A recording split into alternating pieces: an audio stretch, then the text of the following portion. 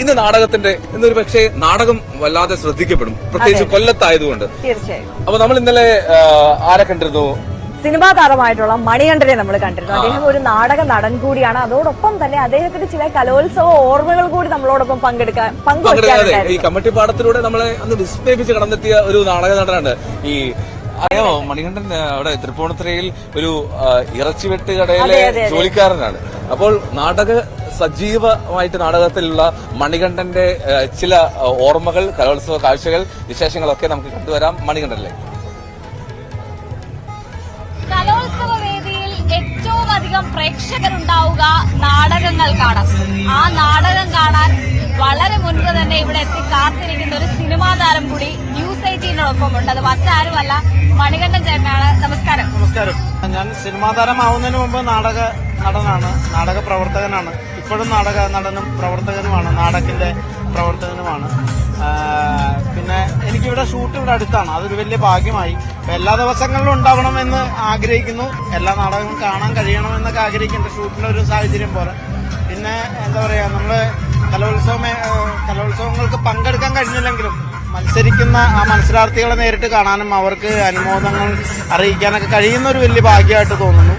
ഈ വേദിയിൽ നമ്മളൊരു ഗസ്റ്റായിട്ട് വരുന്നു, അല്ലെങ്കിൽ അവര് നമ്മളുടെ കൂടെ വന്ന് ഫോട്ടോ എടുക്കുന്നു എന്നൊക്കെ പറയുന്ന ഒരു ഭാഗ്യമായി എടുക്കുന്നു. സാധാരണഗതിയിൽ എല്ലാ കലോത്സവങ്ങൾക്കും പോകാറുണ്ട്, എങ്ങനെയാണ് അനുഭവം? ഇല്ല, എല്ലാ കലോത്സവത്തിനും പോകാൻ കഴിഞ്ഞിട്ടില്ല. ഞാൻ പഠിക്കുന്ന കാലത്തിൽ ജില്ല വരെ നമുക്ക് എത്താൻ കഴിഞ്ഞിട്ടുള്ളൂ, ജില്ലയ്ക്ക് മേളിലേക്ക് പോകാൻ കഴിഞ്ഞിട്ടില്ല. അപ്പൊ ഇതൊക്കെ പറഞ്ഞു കേട്ടിട്ടുള്ള ഒരു അറിവ് മാത്രമേ ഉള്ളൂ. കലോത്സവം അതായത് സംസ്ഥാന തലത്തിൽ വലിയൊരു ഉത്സവമാണ് ഇത്, ഏഷ്യയിലെ തന്നെ ഏറ്റവും വലിയ പരിപാടിയാണ് എന്നൊക്കെ പറഞ്ഞ് കേട്ട് കൊതി കുത്തിയിട്ടേ ഉള്ളൂ. അത് നേരിട്ട് കാണാൻ കഴിഞ്ഞിട്ടില്ല. ഞാൻ 2016 സിനിമാ താരമായതിനു ശേഷമാണ് കണ്ണൂരിലാണ് ആദ്യമായിട്ട് സംസ്ഥാന തലത്തിൽ ഒരു ഉത്സവം കാണുന്നത്, കലോത്സവം കാണുന്നത്. അതുപോലെ ഇനി വരുന്ന കൊല്ലങ്ങളിലൊക്കെ കാണണമെന്ന് ആഗ്രഹിച്ചിരുന്നു. അതിനിടയ്ക്ക് നമുക്ക് കുറെ കൊറോണയും അതേപോലെ കുറെ പ്രശ്നങ്ങളൊക്കെ ഒന്ന് രണ്ട് കൊല്ലം ഉണ്ടായില്ലല്ലോ.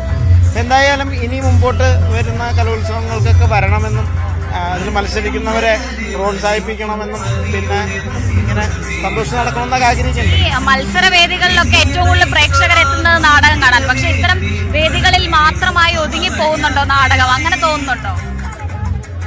ഇല്ല, അങ്ങനെ അത് ഇങ്ങനെ ഒരു പെട്ടെന്നുള്ളൊരു ചോദ്യത്തിന് ഉത്തരമായിട്ട് പറയേണ്ട അത്ര ചെറിയ കാര്യമല്ല അത്.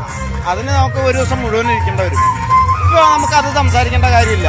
ഇപ്പോൾ കലോത്സവ വേദികളിൽ ഏറ്റവും നിറഞ്ഞു നിൽക്കുന്ന ഒരു ഐറ്റം നാടകമാണ് എന്ന് പറയുന്ന സന്തോഷത്തിൽ നമുക്ക് തൃപ്തിപ്പെടാം.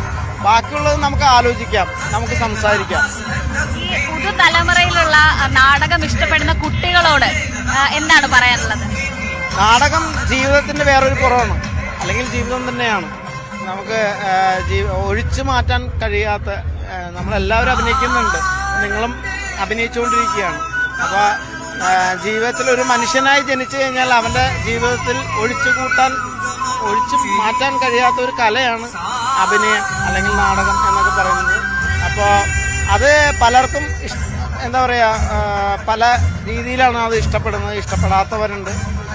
എന്തായാലും നാടകമെന്ന കലാരൂപത്തിന് കേരളത്തിലുള്ള വില അത് വളരെ വലുത് തന്നെയാണ്. പക്ഷെ അതിനെ നമുക്ക് പോഷിപ്പിക്കേണ്ടതുണ്ട്. ഇനിയും അതിന് ഒരുപാട് സാഹചര്യങ്ങൾ ഉണ്ടാവേണ്ടതുണ്ട്.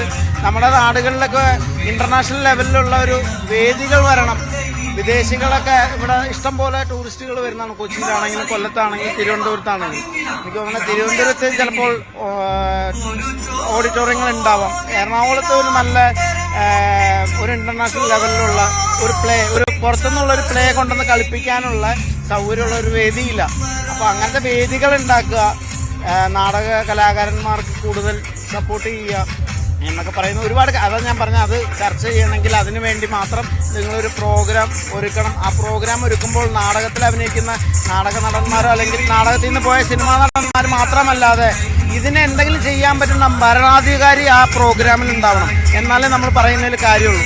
അപ്പോൾ ഈ ഉത്സവത്തിൻ്റെ ഇടയിൽ ഈ പറയുന്ന കാര്യം ഒന്നും ആരുടെ ചെവിയിലേക്കും പോവില്ല എന്ന് എനിക്കറിയാം. അതുകൊണ്ടാണ് നിങ്ങളുടെ ആ ചോദ്യത്തിന് ഉത്തരം പറയേണ്ട കാര്യം ഇപ്പം ഇല്ല എന്ന് പറഞ്ഞത്. എന്തായാലും വളരെയധികം നന്ദി. അദ്ദേഹത്തിന്റെ വിലപ്പെട്ട സമയം നമ്മളോടൊപ്പം ചെലവഴിച്ചതിന് ഷിജു ചമറയ്ക്കൊപ്പം ഐശ്വര്യാനിൽ ന്യൂസ് 18 കൊല്ലം.